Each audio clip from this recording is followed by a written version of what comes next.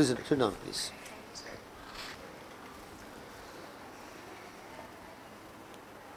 देश ने प्राप्त किया है सेकंड महिला प्रेसिडेंट। हाँ, जी सर। कल हमारी नई प्रेसिडेंट महिला हुई है मैडम द्रौपदी मुर्मू है। उनके बारे में विशेषता, क्या विशेषताएं हैं जरा बता दीजिए।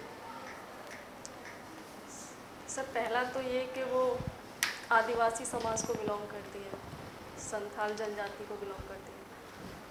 दूसरा सर ये कि वो स्वतंत्रता के बाद पैदा होने वाली पहली राष्ट्रपति है।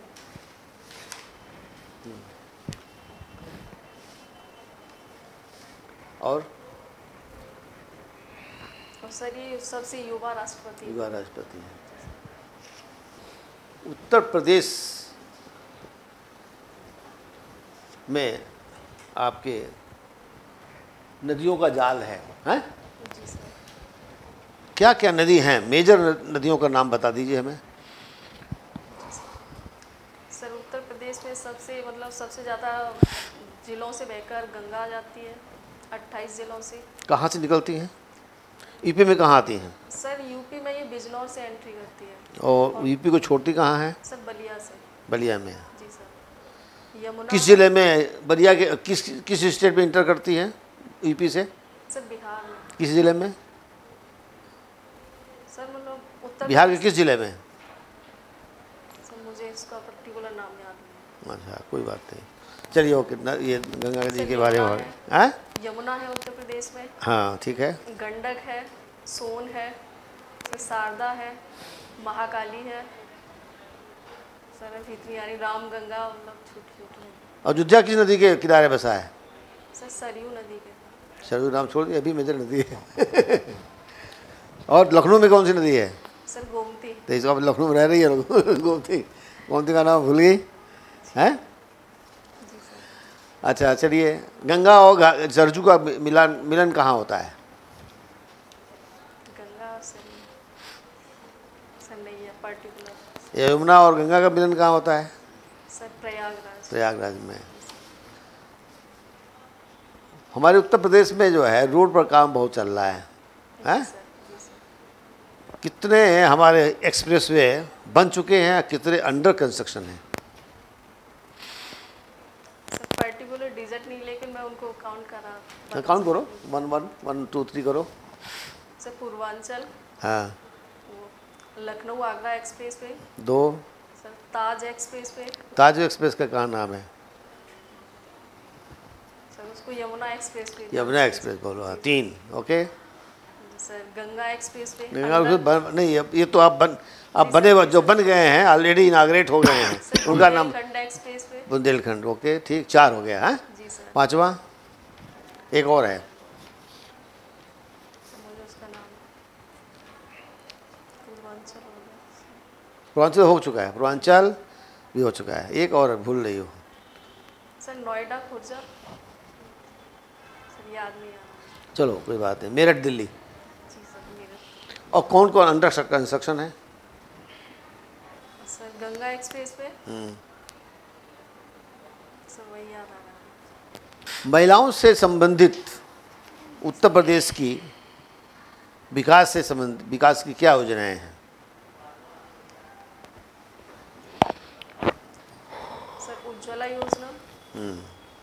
ये तो भारत सरकार का है, लेकिन चलो उत्तर प्रदेश, हम उत्तर प्रदेश की पूछ रहे हैं। जी सर। मिशन शक्ति। मिशन शक्ति, यस। सर और मतलब सर विवाह से संबंधित योजना मुझे वो याद नहीं आ रही। हाँ विवाह वाला है। चलो और बताओ। कन्या सुमंगला योजना। कन्या सुमंगला योजना, ठीक। सर इतनी मुझे याद है। विधवा पेंशन का कुछ था? जी सर। था पहले, क्या इस गवर्नमेंट ने बनाया है, या इस गवर्नमेंट ने उसमें इम्प्रूवमेंट किया है? सर योजना तो शायद पहले से थी, उनको मिलता था, लेकिन उसमें इंक्रीजमेंट इंस्टॉलमेंट में ये क्या हुआ, कितना इंक्रीमेंट हुआ है? अब शायद पहले कितना मिलता था, अब कितना मिल रहा है? सर ऐसे मुझे पर्टिकुलर।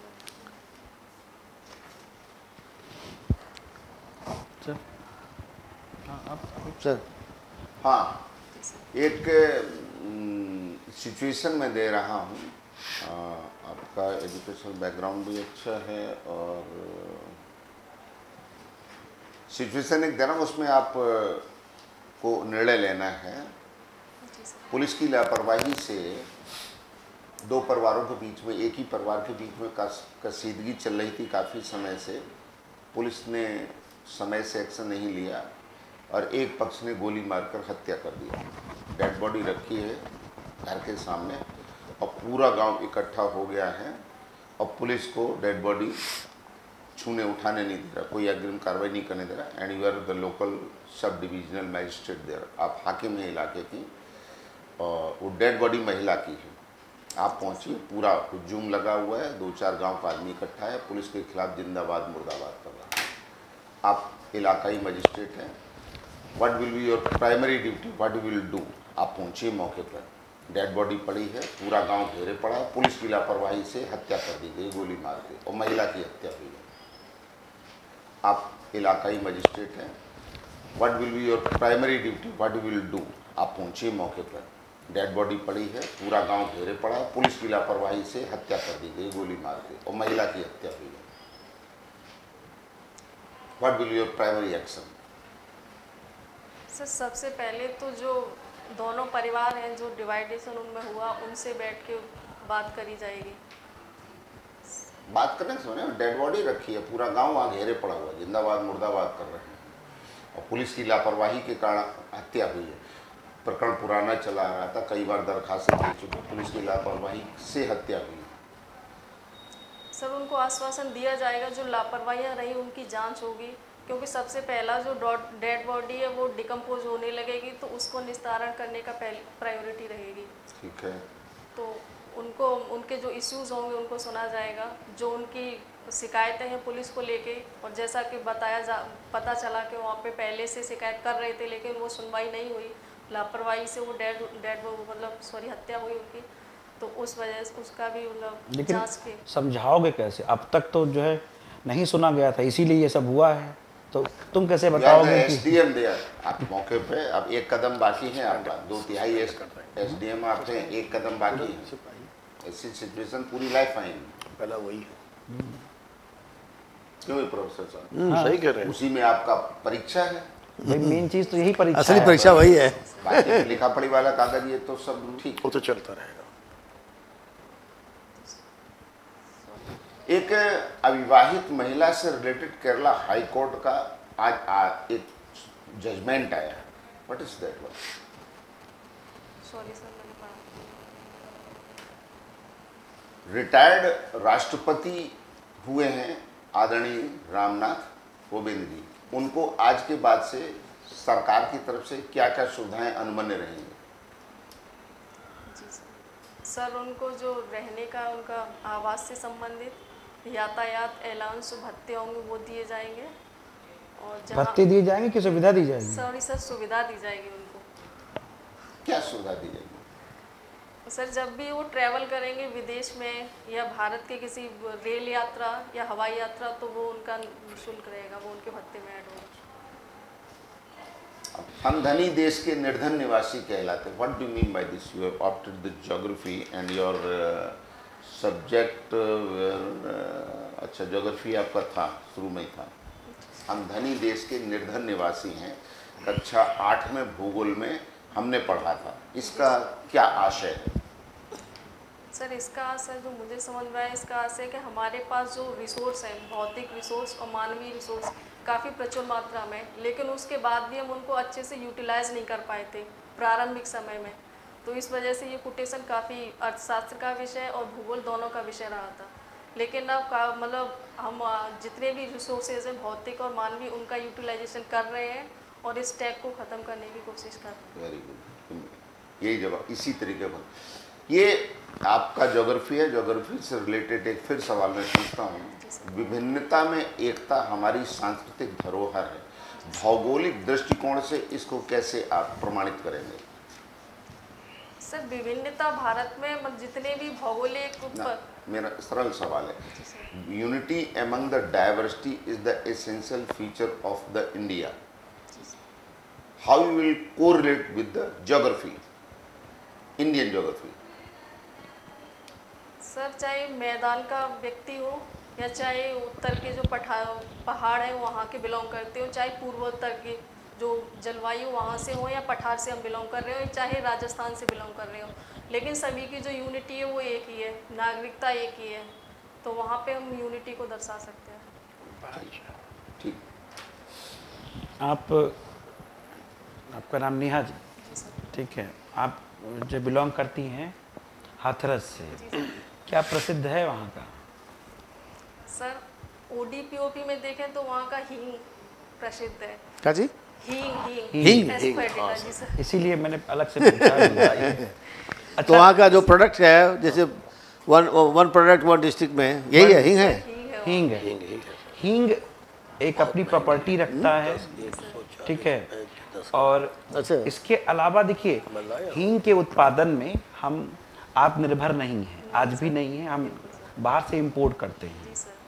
कौन सा ऐसा स्टेट है जिसने अलग से हींग प्रोडक्शन का काम शुरू किया है? जी सर। क्योंकि सर हींग है वो एक स्पेसिफिक जलवायु में वहाँ पे उसका पेड़ लगाया जाता है। हाथरस में सिर्फ उसकी प्रोसेसिंग होती है जो काफ़ी टाइम से होती आ रही है, लेकिन अभी लास्ट ईयर देखा था कि हिमाचल प्रदेश ने अपने यहाँ पे हींग को की खेती करेंगे हम हींग की, उसके लिए साइन किया था शायद। गुड। आप जो है सेंट जॉन कॉलेज से पढ़ी हैं, ठीक है। सेंट जॉन के सामने कौन सा मंदिर है? सर हनुमान जी का मंदिर है। हनुमान जी का मंदिर है। अच्छा, आप लॉ ग्रेजुएट भी हैं। जी सर। विधि और नियम में क्या अंतर है? सर विधि वो रेगुलेट करने के लिए जो नियम, मतलब नियमों का संकलन है, उसको हम विधि कह सकते हैं। नियमों के संकलन को विधि कह सकते हैं, मतलब दोनों में कोई डिफरेंस नहीं है? सर डिफरेंस है। विधि को मतलब लागू करने के लिए सजा भी मिलती है, मतलब इन्फोर्स करवाया जाता है। अगर उसका उल्लंघन हो रहा है तो हम कोर्ट भी जा सकते हैं। लेकिन नियम सर ऐसा हो सकता है कि उनमें मतलब लचीलापन हो। नियम से पारिवारिक भी हो सकते हैं, सामाजिक भी हो सकते हैं। नियम पारिवारिक सामाजिक भी हो सकते हैं। अच्छा, आगरा से पढ़ी हैं? जी सर। ठीक है, तो पित्तादुरा के बारे में सुना होगा? जी सर सुना। क्या तरीका है बनाने का? बनाने का तरीका बताइए, प्रोसेस क्या है?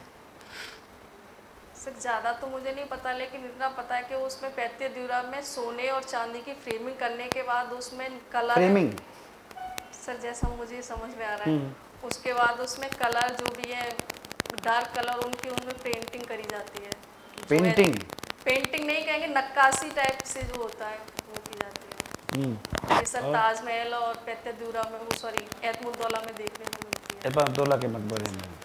अच्छा, यमुना एक्सप्रेस वे पर अक्सर एक समस्या आती थी, अब भी आ रही है, कि गर्मियों में टायर फट जाते हैं। जी सर। क्यों? सर इसका टेक्निकल इशू हो सकता है कि गर्मियों के टाइम में मतलब वो हीट ज़्यादा करते हो। गैस कर रही हैं कि बता रही हैं? सर मैं सिर्फ गैस कर रही, मुझे ज़्यादा इसके बारे में नहीं पता, मना कर दिया को नहीं, I don't know.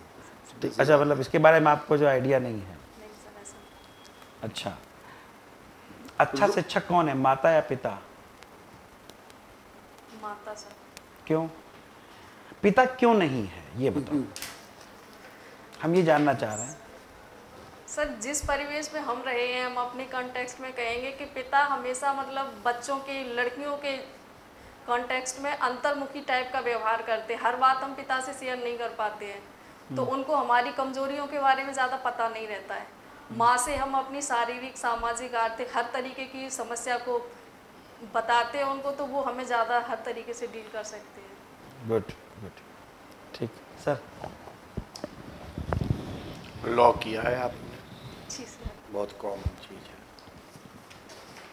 Common intention, common object क्या है और किस धारा के तहत है? सर पहला तो मुझे काफ़ी टाइम हो गया, लेकिन मैंने जो पढ़ा है वो मुझे हल्का हल्का याद आ रहा है। सर कॉमन इंटेंशन ये होता है कि हमने किसी को मारने के लिए या किसी व्यक्ति ने हानि पहुंचाने के लिए सोचा कि मुझे उसके साथ ऐसा करना है, तो ये कॉमन इंटेंशन है, शायद इसे मेंसरिया बोलते हैं। और दूसरा ऑब्जेक्ट के मतलब वो जो सोचा, इंटेंस किया उसको करने के लिए कि हाँ मुझे इसको हर्ट करना ही है, और वो हथियार जो उसके लिए मतलब यूजफुल था वो उसको लेके करने लगा और एट प्रेजेंट उसने उसको किया तो उसको कॉमन ऑब्जेक्ट है। हाथरस में जी सर। बहुत चर्चित कांड रहा, जो सर ने क्वेश्चन पूछा उसमें ये दोनों चीजें लागू थी। हाँ सर। और ये धाराओं से हैं। जी सर। धाराएं बता सकती हैं क्या? बहुत मेजर है और बेसिक है ये। हाँ सर, लास्ट ईयर हमने देखा था बूलगढ़ी कांड हुआ था, उस पर धारा 376 काफ़ी चर्चाओं में रही थी, बलात्कार का केस हुआ था और उसमें जो मतलब बताया गया था कि दलित समाज से महिला थी और उसको उठाने नहीं दिया गया था, तो काफ़ी मतलब इंटरनेशनल इशू तक इसको बना दिया गया था। धाराएं मालूम है आपको कौन सी है? 376 मुझे याद आ रहा है। सर बार बार धाराओं की बात कर रहे हैं, मैं आप कॉमन वही नहीं बता इंटेंशन कॉमन ऑब्जेक्ट की बात कर रहा हूँ। सर मैं समझ रही हूँ। ये गवर्न होता है कि आप लॉ किए, बाकी नहीं पूछ लेता। चलिए, what is curfew, can you define it? मतलब सर किसी कर्फ्यू क्या हमारे कॉन्स्टिट्यूशनल उसमें कहीं दिया है? Is it mention anywhere in constitution? Constitution का मुझे नहीं याद आ रहा, लेकिन आईपीसी में कर्फ्यू दंगा बलवा ये है। आईपीसी में है, हाँ सर। कॉन्स्टिट्यूशन में? सर कॉन्स्टिट्यूशन में मतलब अगर हम उसमें धारा अनुच्छेद 19 में देखें तो विरोध का अधिकार है उसमें, तो उसको कर्फ्यू तो सर नहीं कहेंगे। मतलब आप ये जो मानती हाँ या ना ये बताएं। सर नहीं।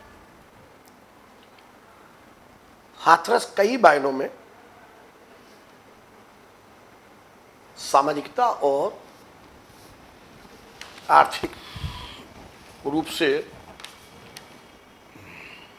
मजबूत किया गया किसी कवि के द्वारा। जी सर। क्या नाम है?